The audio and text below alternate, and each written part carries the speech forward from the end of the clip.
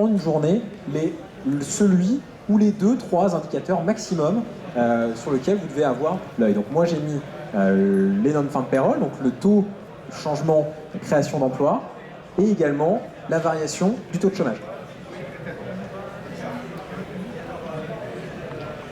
Donc, le principe de base numéro 1, il y a 3 principes à avoir quand on traite sur les marchés, on regarde la macroéconomie, et sur les annonces macroéconomiques, c'est différent, vous allez dire c'est simple, mais c'est que chaque indicateur a un impact sur des marchés différents. Effectivement, si jamais vous êtes plutôt acheteur d'actions par exemple, ou dans le bâtiment en général, il vous sera bien sûr très important de regarder la création et la mise en chantier aux États-Unis par exemple. Ça va vous donner une idée si vous êtes en train d'investir sur des actions aux États-Unis dans ce domaine-là, toujours un bon savoir. Parce qu'une chose qu'on oublie trop, et en particulier quand ça fait 4 ans qu'on est sur des marchés qui sont un petit peu sans direction nette, c'est qu'on a tendance à se replier sur l'analyse technique. L'analyse technique, d'ailleurs, on vous donne, nous, par exemple, Saxo Bank, accès à des outils d'analyse technique très forts, mais concrètement, n'oubliez pas que la macroéconomie, c'est ce qui fait bouger. Ensuite, l'analyse technique, ça vous permet d'affiner votre trade, mais si jamais vous ne prenez pas en cause la macroéconomie et les annonces macroéconomiques, vous passez à côté de la réalité, vous passez à côté de vos investissements. Donc effectivement, il sera plus important de regarder, par exemple, la variation des créations des emplois aux États-Unis que la balance commerciale italienne. C'est sûr que si vous êtes en train de traiter sur des indices, par exemple un indice français ou un indice américain aux États-Unis, si jamais vous êtes en train de traiter, par exemple, sur les devises également, beaucoup plus d'impact à regarder ça que ça. Je ne vous dis pas que la balance commerciale italienne, ça n'a pas d'importance pour quelqu'un qui traite les actions italiennes, mais on va faire une hiérarchie et comprendre ça, c'est déjà comprendre à quoi sert l'analyse macroéconomique. Le principe de base numéro 2, c'est de comprendre qu'on est toujours, quand on regarde le calendrier économique, sur 2 niveaux. C'est-à-dire que vous allez attendre un chiffre, effectivement, dans la journée. Vous avez remarqué qu'il y a un chiffre qui est tout le temps donné, c'est le consensus. Donc ce consensus qui est une attente mis par les analystes. Dire quels sont ces analystes, des analystes de Saxo, des analystes de BNP, des analystes de marché, qui vont émettre un avis sur ce que va potentiellement être le chiffre qui va sortir dans la journée. Donc important de regarder ce que va être le consensus, mais important de regarder également ce qu'est la donnée N-1. C'est-à-dire, ok très bien, j'attends qu'un chiffre va sortir aujourd'hui, mais 178 000 créations d'emplois aux États-Unis, ça ne veut rien dire en soi. 178 000, mais par rapport à quoi? 178 000 par rapport à ce qu'on a eu le mois précédent. Là, ça a du sens.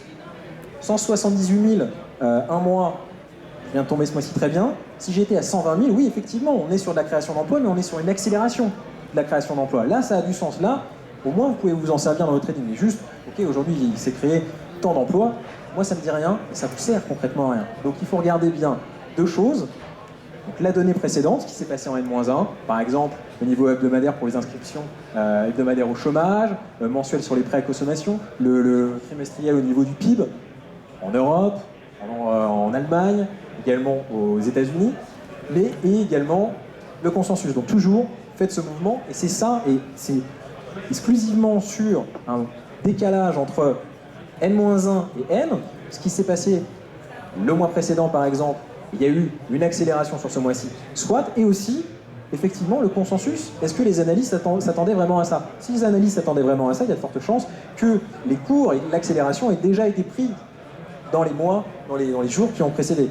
C'est peut-être un peu tard pour rentrer, mais si jamais vous avez cette double corrélation, c'est-à-dire N-1 par rapport à N, grosse variation, et en plus, consensus battu, là oui, ça peut être intéressant de rentrer et de se traiter sur cette annonce macroéconomique. Le troisième principe, c'est l'impact des grosses annonces que je vais vous présenter. Vous avez non-farm payroll, je vais en parler, je vais en reparler. Si jamais il y a une annonce que vous avez à retenir, c'est le premier vendredi de chaque mois, c'est donc cette variation des emplois non agricoles aux États-Unis, c'est l'impact et la volatilité immédiate.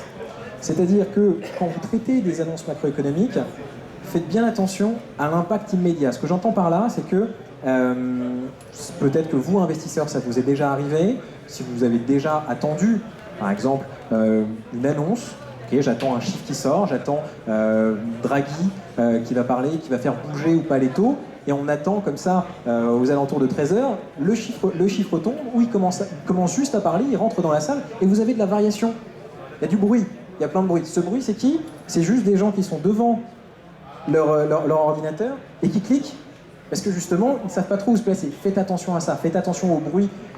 Laissez passer 5-10 minutes avant de voir. Attendez le principe 2, confirmation N-1 consensus, et laissez passer le bruit. Si bien sûr vous êtes dans une stratégie ultra spéculative de scalping et que c'est vous voulez traiter sur du bruit, parce que c'est ça que vous cherchez, ok, très bien. Mais si jamais c'est pas ce que vous voulez faire et que vous êtes plutôt sur de la tendance journalière, tendance hebdomadaire, laissez passer le bruit et faites attention, en particulier sur les marchés des devises, en particulier sur les marchés des indices, faites attention au bruit, à l'impact tout de suite quand tombe l'annonce. Alors, ces fameux indicateurs, quels sont-ils? Donc, il y a 5 grandes catégories d'indicateurs. Vous avez donc des indicateurs d'offres, qui correspondent effectivement à création de valeur. Vous avez des demandes, par exemple sur des indices à la consommation, par exemple. Vous avez des indicateurs d'emploi, comme la création d'emploi dont je vous ai parlé, des indicateurs monétaires ou financiers, variation de la masse monétaire. Bon, c'est important de regarder ça en ce moment, puisqu'on a quand même des banques centrales qui impriment des billets, on va dire, pour couvrir la terre entière. Je crois qu'on a vraiment atteint des sommets au niveau de l'impression de billets. Indicateurs monétaires et indicateurs d'inflation pour vous donner justement un indice sur la variation des prix. Voilà ces 5 grandes catégories. Pour les indicateurs d'offres, vous retrouverez des indicateurs que vous connaissez déjà, qu'il est important de regarder, en particulier sur les produits au niveau de la production industrielle, ça sort tous les mois. Vous avez également taux d'utilisation des capacités de production qui est à mettre, on va dire, en parallèle avec les stocks. Mais moi, ce que j'aime, et en particulier regarder, c'est les indicateurs qui sont à base d'enquêtes. Ici, est-ce que vous trouvez 2 types d'indicateurs? Des indicateurs qui vont juste vous donner des chiffres bruts. Ok, très bien, on a produit tant de tonnes d'acier en Allemagne par rapport au mois dernier. Voilà. Mais aussi, ce qui est important de dire, c'est ok, très bien, ils ont produit tant de tonnes d'acier. Mais combien ils pouvaient en produire? Taux d'utilisation. Voilà la différence. Et ensuite, moi, j'apporte une attention particulière, et en particulier parce que notre économie au niveau mondial est en train de devenir comme celle-là, c'est les enquêtes d'opinion. Allez chercher par exemple, les directeurs d'achat qui vont vous dire, eux, s'ils sont pessimistes, optimistes par rapport à leur vision de l'économie. Des indicateurs avancés sur la confiance des entreprises, par exemple le ZOO allemand qui vous donne un indicateur de confiance sur tous les entrepreneurs allemands des moyennes et grosses sociétés. Vous donne justement une idée de la qualité des indicateurs qui sont mis. J'attire votre attention sur un indicateur d'offre pertinent, s'il faut en retenir qu'un, c'est donc l'indice ISM. Effectivement, cet indice est lui une enquête sur les directeurs d'achat. Quels directeurs d'achat? Ils sont partis, donc l'ISM, c'est une société, un institut pour donc supply management, mais en particulier qui est bloqué sur l'offre, directeur d'achat des 26 plus grands pays du globe. Vous trouvez là-dedans donc, les grands pays de la zone euro, les US, le Canada, en Asie on a le Japon, la Chine, et donc ça vous donne une idée, un chiffre qui est entre 0, un chiffre entre 0 et 100, et qui vous permet de savoir, quand vous avez un indice qui sort au-dessus de 50, si jamais les directeurs d'achat sont plutôt optimistes par rapport à leur vision de l'économie. Le directeur d'achat, je ne sais pas dans quel type de société, où est-ce que vous travaillez, c'est souvent quelqu'un qui a les cordons de la bourse, qui est très près du directeur financier. Donc si jamais le directeur des achats et ce chiffre de l'ISM sort plutôt aux alentours de 60 et au-dessus, c'est qu'on est dans une vision de l'économie qui est plutôt pérenne et qui va s'accélérer. Dès qu'on commence à sortir en dessous, vers 50 et en dessous de 50, là c'est que vraiment les directeurs d'achat ont les cordons de la bourse complètement fermés et que c'est pas bon. L'indicateur de croissance du PIB, ça vous le connaissez, c'est quand même très connu désormais, l'indice de la production russe, et on a un chiffre qui est quand même d'une grande importance parce qu'il s'anticipe le résultat du mois. C'est quand même un indicateur qui est intéressant, ce qui vous donne le volume d'activité que vous avez sur le secteur manufacturier, que vous avez dans l'industrie minière, les secteurs publics, donc qui vous donnent la vitalité que vous avez quand même dans un pays. Ne vous arrêtez pas sur tous les PIB. Concrètement, la variation du produit intérieur brut des Pays-Bas, ça ne va pas vous intéresser énormément, ça ne va pas vous donner un sens important pour votre vision de l'économie. À privilégier, les États-Unis.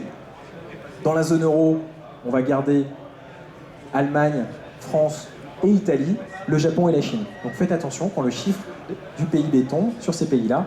Important, parce que ça vous donne une vraie idée. Maintenant, les indicateurs d'offres. Donc cette fois, on se place effectivement de l'autre côté. Donc là, ça va vous donner, par exemple, au niveau du commerce extérieur, une idée sensible de tout ce qui a été produit. Finalement, est-ce que ça s'est bien vendu? Là, on a chez nous une composante très importante qui est, parce que n'oubliez pas, dans la crise dans laquelle on est dans une crise qui vient de 2008, qui vient du problème au niveau du logement. Hein, c'est une crise, toute cette crise-là dans laquelle on traverse, on est là en 2012, on vient d'une crise du logement aux États-Unis. Donc, très important de regarder, par exemple, quand sortent les indicateurs de vente de logements aux États-Unis, ça vous donne une idée de là où vous en êtes, effectivement, où se situe l'économie américaine sur la vitalité, sur la reprise ou non. Indicateur donc de consommation. Moi, je vous invite fortement à regarder l'indice de confiance du Michigan, qui donne un sentiment global des consommateurs aux États-Unis, de savoir effectivement s'ils sont plutôt, ils ont une bonne vision de l'avenir, où ils vont limiter leurs dépenses. Indicateur également sur les prix, donc indicateur d'inflation. Moi j'ai mis en exergue, vous voyez, hein, à chaque fois, on trouve sur la droite l'importance et le classement que je vous donne avec la date de publication. Ça sort par exemple sur l'indice des prix à la consommation 2 semaines après la fin du mois. L'indice des prix à la production, que je trouve très pertinent de regarder. Pourquoi? Puisqu'on a un impact de plus en plus fort des matières premières en ce moment sur la production.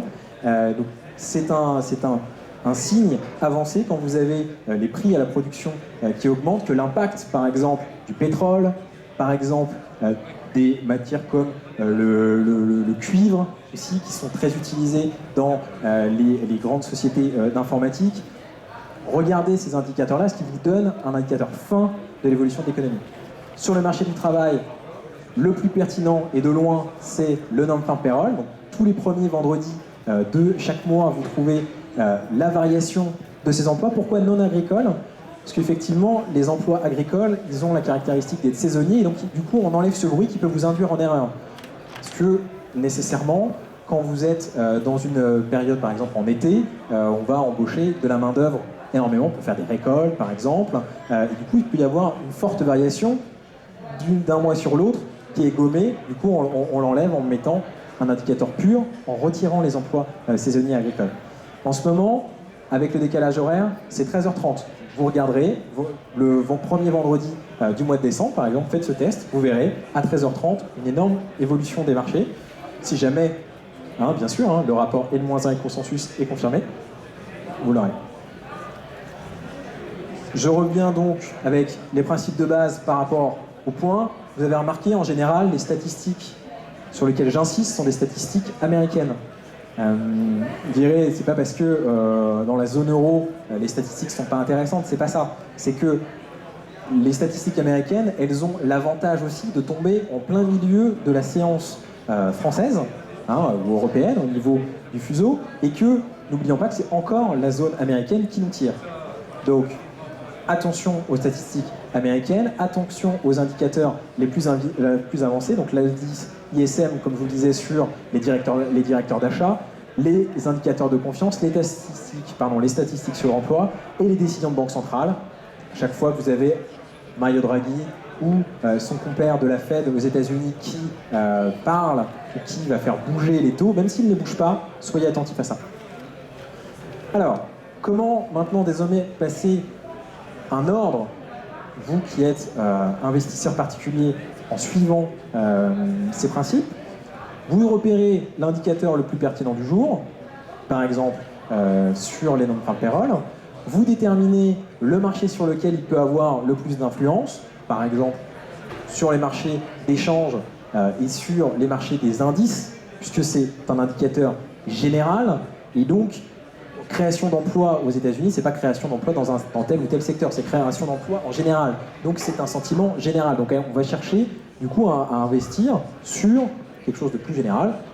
Quoi de plus général que la variation des monnaies entre deux zones, l'euro et le dollar par exemple, ou également sur les indices, sur le S&P ou sur le CAC. Vous analysez le consensus, vous regardez au moment où sort le chiffre si on est en accord avec le consensus, ou si on dépasse, quelle est la variation aussi par rapport à ce qui était en N-1. Et une fois que vous avez fait tout ça, et bien là, on peut définir son investissement, son niveau d'entrée, son stop loss, son arrêt des pertes automatique, et son objectif de gain. Par exemple, l'indicateur le plus pertinent du jour, le 2-11, une petite coquille, le 2 novembre, c'était les non-farm payroll. Donc, moi j'ai choisi d'investir par exemple sur les marchés actions, parce que, marchés actions en général, c'est-à-dire sur les indices, parce que je pense que c'est synonyme, si jamais ça bouge dans le bon sens, cet indicateur de croissance et de vitalité pour l'économie américaine. Donc je pense que les indices CAC et les indices américains vont monter. Je regarde le consensus et je définis mon niveau de trade.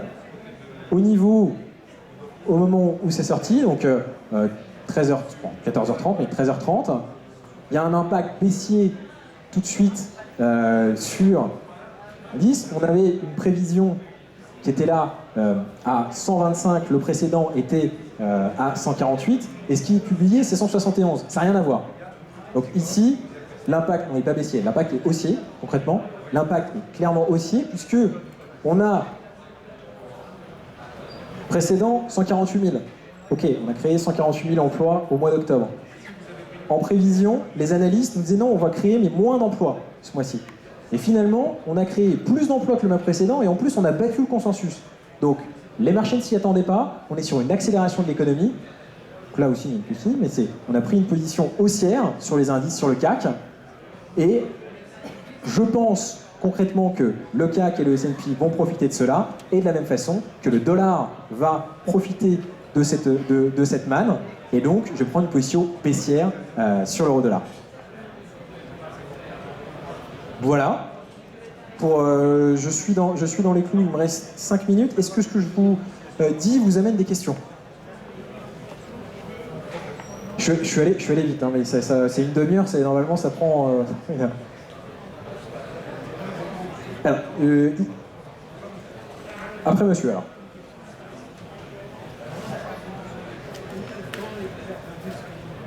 Ah, pardon, monsieur? Les divers indices que vous nous invitez.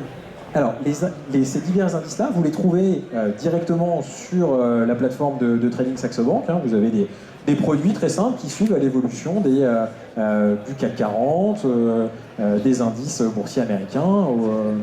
Voilà, très simplement. Une autre question? Bonjour madame. Est-ce que vous avez essayé de construire un indicateur global avancé qui permette de prévoir le mouvement de la bourse? Alors, oui, donc, la question de madame, c'était si nous, par exemple, Saxo Bank, nous avions... Essayé de construire un indicateur global avancé. Un indicateur global avancé pour prévoir l'évolution de la bourse. Pour prévoir l'évolution de la bourse, parce que c'est quelque chose qui nous intéresse. Bien sûr. Soit à court terme, soit à plus long terme. Bien sûr. Donc, nous, effectivement, le travail de Saxo Bank, et c'est une très bonne question que vous me posez, parce que c'est souvent une question qu'on nous pose. L'idée que vous aimeriez, c'est qu'en fait, on vous donne un indicateur qui permette de prévoir l'évolution de la bourse. Concrètement, cet indicateur, il n'existe pas. Mais, nous, notre travail, c'est de vous apprendre à vous servir de différents indicateurs pour vous faire votre propre choix. Et c'est comme ça que ça fonctionne. Notre accompagnement, c'est vous qui allez construire votre propre indicateur. Et du coup, l'idée, c'est pas de vous donner, si vous me permettez l'expression, un poisson, quelque chose, mais c'est plutôt de vous apprendre à pêcher. Voilà. Est-ce que vous... D'autres questions peut-être?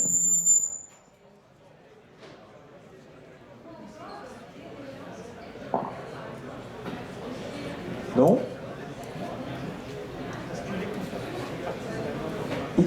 Alors, excusez-moi, on va vous amener un micro. J'ai pas entendu, monsieur. Est-ce que les consensus font partie de nos instruments, vous voulez dire? Oui. Effectivement, vous trouvez directement, en fait, dans cette partie-là, vous voyez, vous avez le consensus des analyses, donc consensus des analyses Saxo, mais on va regarder le consensus des analyses de la place pour vous donner au préalable le consensus et le précédent, pour vous permettre justement de réfléchir, comme je vous l'ai dit, sur ces deux bases. Madame? Oh, monsieur, pardon. Oui, s'il vous plaît. Donc, vous allez prendre une position à l'achat ou à la vente en fonction donc, des informations que vous recevez, des indices. Est-ce que vous pourriez nous dire quelle est la fréquence d'un opérateur moyen, quelle est la fréquence des ordres qui passent, et quand il gagne ou qu'il perd, ça joue quand même sur des pourcentages très faibles. Donc pour arriver à gagner quelque chose, il faudrait faire quand même de très très nombreuses opérations. Alors j'ai envie de vous dire que ça dépend de la taille de votre position et combien de temps vous la gardez. Ce que j'ai essayé de vous montrer là n'était pas on va dire, de prendre une position et de sortir rapidement. L'idée était de bien comprendre comment et où rentrer pour ensuite tenir la position autant de temps que vous le souhaitez. Hein, mais voilà ce que je pourrais vous répondre à ça. Moi, je voulais vous parler du calendrier économique. Bonjour madame. Bonjour monsieur. Le calendrier économique a un rapport de N-1 et N. Oui. Et si vous faites 1 plus N? Si je fais 1 plus N, vous voulez dire dans le futur? Voilà. Alors en fait le futur ça va être mon consensus. Oui, mais si vous le travaillez. Si je le travaille, c'est-à-dire? C'est-à-dire que ce 1 correspond à quelque chose de bien précis, l'action, et N correspond à... Alors, en l'occurrence, là, mon N serait le moins, et si c'est moins 1, ça serait le mois d'avant. Si c'est plus 1, ça serait le mois d'après. On est d'accord là-dessus? Voilà. Alors, mais la chose, c'est qu'à part le consensus et la prédiction de ce qui va sortir, j'ai aucun moyen de savoir concrètement ce qui va vraiment sortir. Oui, mais si vous faites un calendrier économique, c'est pour prévoir une possibilité de... Oui. D'impact économique, donc oui, tout à fait. Vous pouvez oui. très bien faire 1 plus N. Bah, en fait, ce qu'on fait déjà, ce qu'on vous donne, quand on vous donne le consensus... C'est N-1. Ah non, le consensus, c'est N plus 1. Enfin, c'est N, oui. Ah, vous voulez dire 2 en avance. 1 plus N. Je vois ce que vous voulez dire. Donc ça, c'est des choses qui sont possibles, que nous, on ne donne pas accès. Mais quand on veut traiter sur de l'annonce économique, quand l'annonce économique sort tous les mois, il y a moins de sens à aller chercher le mois d'après. Vous pouvez l'avoir, nous on n'y donne pas accès, mais vous pouvez le faire. Mais c'est faisable. C'est faisable. Si vous voulez le faire, c'est faisable. Pour vous faire une ligne de projection, c'est faisable. Peut-être une dernière question?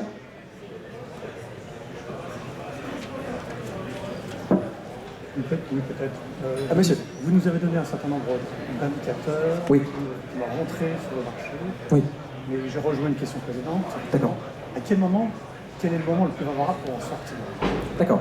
Le moment le plus favorable pour sortir de ces positions, c'est concrètement sur ce genre de choses. On vous dit, hop, ici, là. Niveau d'entrée, stop loss et target price. Le niveau, moi la façon dont je détermine le niveau où je vais sortir, c'est je commence par combien je suis prêt à perdre. Très simplement. Et ensuite, à partir du moment où vous allez déterminer ça, le niveau où vous allez rentrer, je me mets un rapport très simple pour commencer de 1 pour 2. Je suis prêt à perdre 1 pour gagner 2. Et vous mettez votre stop et votre limite par rapport à ça. Ensuite, une fois que la position est dans le marché, rien ne vous empêche ensuite de faire bouger le stop pour valider ça. Mais quand vous commencez à traiter sur les annonces macroéconomiques, vous pouvez vous donner un rapport de je suis prêt à perdre 1 pour gagner 2, mettre votre stop directement en rentrant et avoir un objectif de gagner 2. Voilà. Et vous pouvez ensuite faire évoluer le stop loss, bien sûr. Mais vous commencez d'abord par vous dire combien je suis prêt à perdre. C'est une bonne façon. On dit en bourse, moi je suis là pour gagner. Concrètement, en bourse, si vous voulez avoir une attitude neutre et avoir la main qui ne flanche pas par rapport au marché, d'abord dites-vous où je vais, donc ça veut dire où je vais, combien je suis prêt à perdre. Et ensuite, là vous allez construire. Voilà, on a passé cette demi-heure ensemble. Je vous remercie en tout cas. Si jamais vous voulez avoir des informations, on est sur le stand Saxo Bank en B54 où vous pouvez venir me voir si vous voulez avoir d'autres informations. Je vous y attends tout de suite. Merci beaucoup de votre temps. Au revoir.